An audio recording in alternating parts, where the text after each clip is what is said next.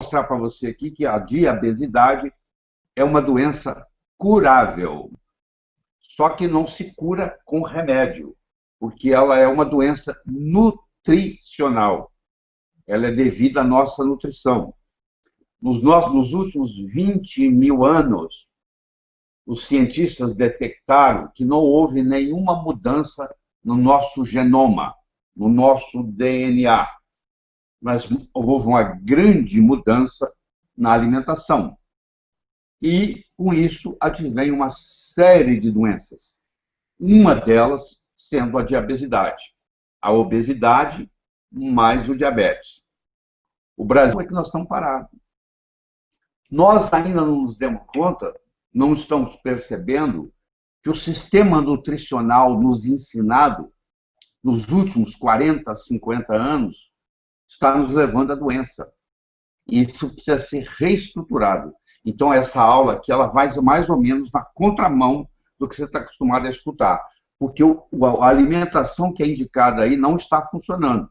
Se você busca os Estados Unidos, que tem estatística, 1/3 dos americanos é obeso. 1/3 dos americanos tem sobrepeso. Então, só 1/3 dos americanos são, desse ponto de vista, saudáveis.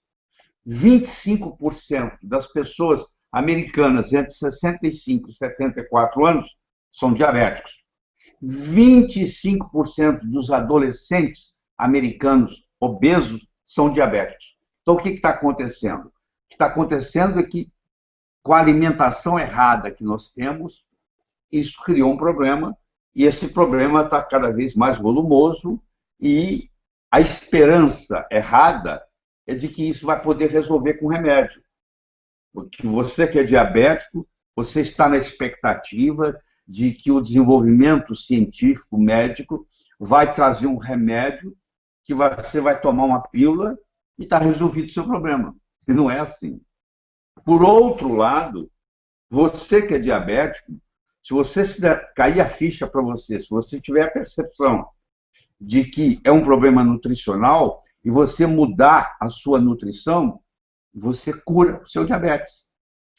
Eles fizeram um estudo na Austrália, eles pegaram um grupo de aborígenas, que são os índios da Austrália, são chamados aborígenas, pegaram descendentes de aborígenas, que moravam na periferia de Sydney, na Austrália. Pegaram um grupo desses aborígenas, levaram eles de volta para a floresta, e por 3 semanas, 21 dias, eles tinham que comer a comida dos seus ancestrais. Comida de índio não tem açúcar. Isso não existe. Então, eles foram obrigados a comer sem açúcar, sem carboidrato, o que os ancestrais comiam, que ainda se encontra nas florestas da Austrália, pessoas ingerindo comida que ingeriam há 20 mil anos atrás. E em 3 semanas, a glicemia desses indivíduos, ou seja, a glicose no sangue, normalizou. Boa notícia para você, né? Agora, se você quer resolver isso no seu caso, você tem que se propor a mudar a sua alimentação. Você vai aprender aqui comigo, você tem que diminuir substancialmente a ingesta de carboidratos. Mas antes de chegar de pâncreas, adrenais, tireoide, é conhecido com o nome de tríade 1, que é a porta de entrada das doenças. Quando o médico recebe no consultório um paciente com uma doença crônica, é porque essa doença crônica começou pela tríade 1, ou um comprometimento no uso da insulina, que é o grande vilão da história aqui hoje. É a insulina. O problema não é a glicose aumentada, não é o açúcar aumentado no sangue. É que o açúcar aumentado no sangue aumenta a insulina. A insulina aumentada cria resistência. Vou fazer uma analogia para você. Se tem um barulho que está te incomodando, mas se esse barulho ficar lá o dia inteiro, no final do dia você já não escuta ele mais. Você cancela ele da sua cabeça. Se algo estiver te incomodando o tempo todo, chega uma hora que você se desliga daquilo. Se a insulina tem que aumentar porque você está ingerindo muito açúcar, muito carboidrato, essa insulina vai batendo no receptor dela e vai criando uma coisa chamada resistência insulínica, que é a causa do problema do diabético. O problema diabético não é a glicemia, é a resistência insulínica.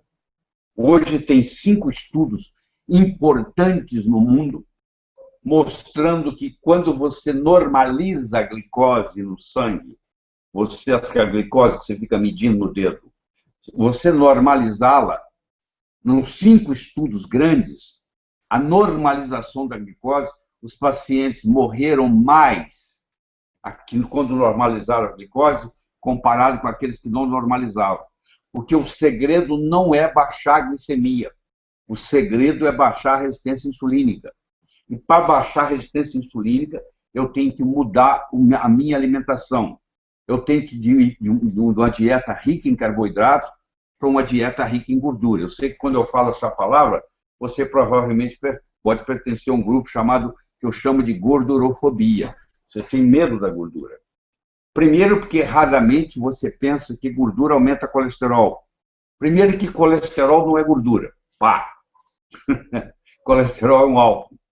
E segundo, o colesterol não é feito de gordura. O colesterol é gerado a partir de carboidratos.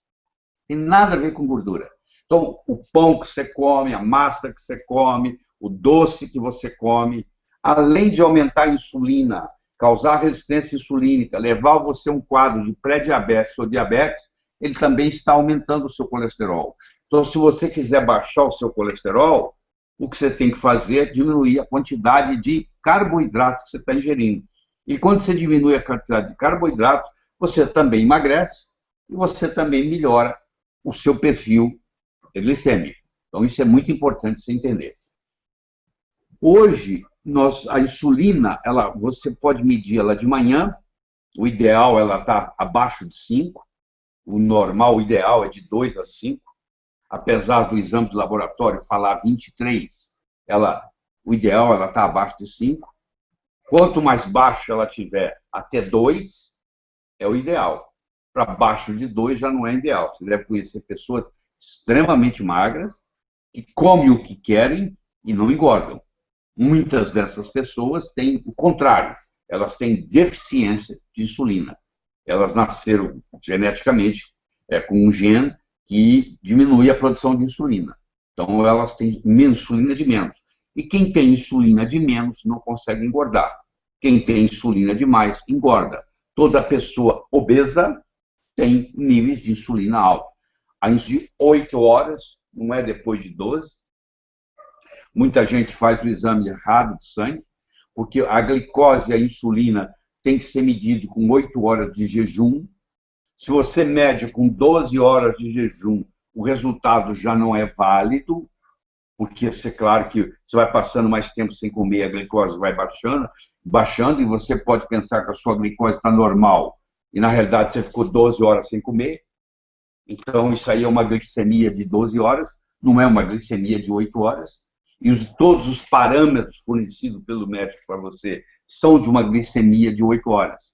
Então, a próxima vez que você for medir a sua glicose no sangue e a sua insulina no sangue, você tem que fazê-lo, levando em consideração 8 horas.